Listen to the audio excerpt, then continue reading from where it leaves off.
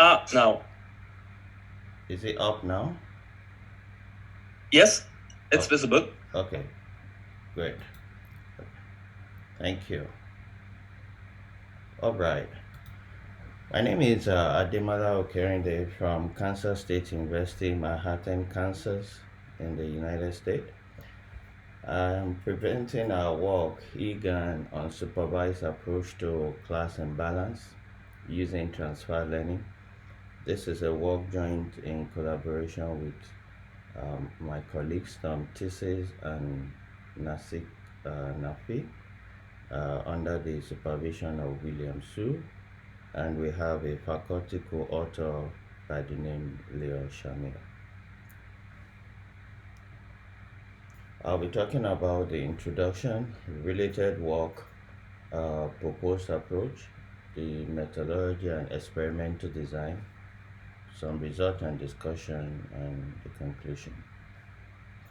We all know that class imbalance often surfaces in many machine learning, deep learning problems. And this situation occurs when the distribution of samples across the known class is biased or skewed. Just as is represented in the shown figure, we can see an overwhelming representation of the blue samples compared to the orange ones.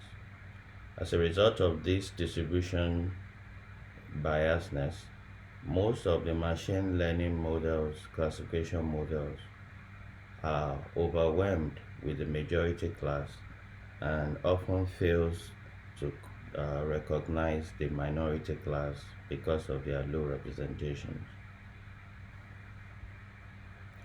There are a lot of approaches in literatures where this problem has been tackled.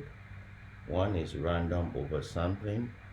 In this scenario, you randomly oversample the minority class so that you can have more numbers and even distributions with the majority class. You can also have undersampling. In this case, you do a deliberate removal of the majority class samples so that you can reduce that to the number of the minority class. Other approach involves using the synthetic minority oversampling technique, penalizing the loss function for missing out the minority classes. Now, another approach that is currently being explored is the use of generative adversarial network to be able to generate artificial synthetic data point. In our own case, we're working in computer vision, so you want to generate realistic images that can fool humans and use those realistic image samples as a form of augmentation for the minority classes. This is a typical GAN network that consists of two networks, the generator and discriminator, with the objective that the generator will generate fake images that can fool the discriminator, and discriminator will be able to detect which samples are coming from the generator and which one are coming from the true data distribution.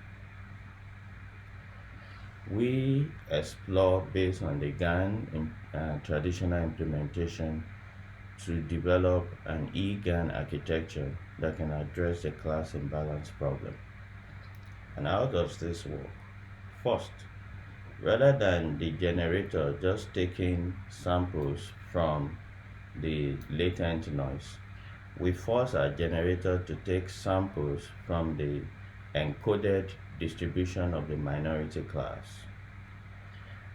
And the discriminator takes samples from the majority class.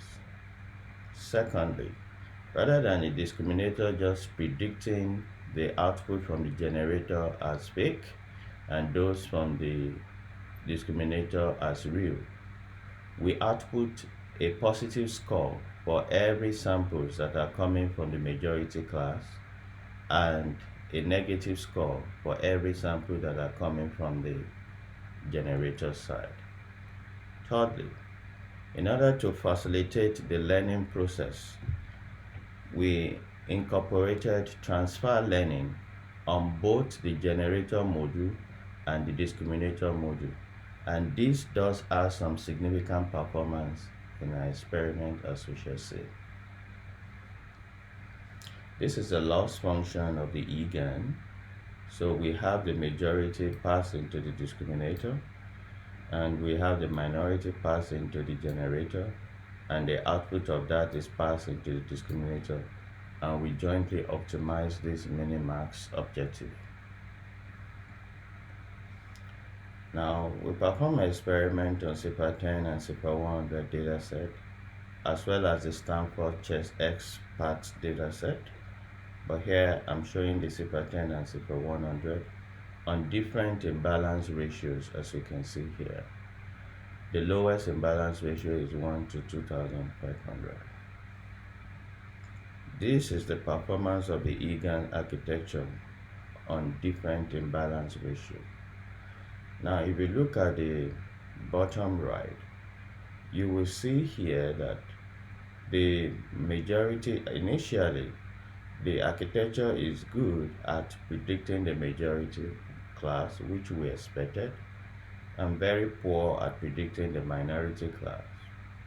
But as training progresses, it reaches a point which we refer to as the Nash equilibrium, in which the performance on both the minority and majority class are equal and also high.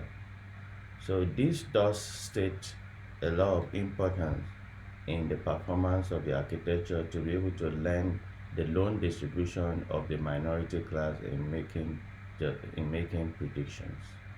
And we can see here the F1 score and the precision and the recall of at various epochs. Here we show the confusion matrix on the imbalance ratio of 1 to 2,500. And if you look at the right diagonal, you will see that we have some good performance, even though we have some overwhelming number here, but not too bad. And if you look at this imbalance ratio of 1 to 1,000, it does have a lot more improvement in the performance.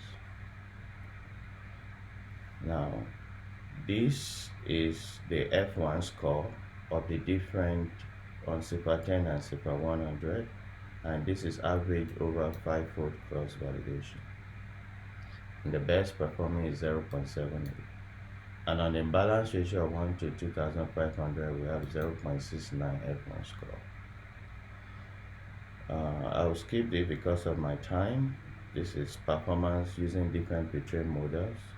Now, something interesting here is when the network is not pre-trained, we see what we usually expect, that the architecture predicts all the samples as the majority and misses out all the entire minority class. Conclusion: demonstrate the capability of the GAN-based and supervised technique to address class imbalance using pre-trained model. We conducted experiments on different imbalance ratios, and our results show that transfer learning plays a significant role in the performance. Thank you.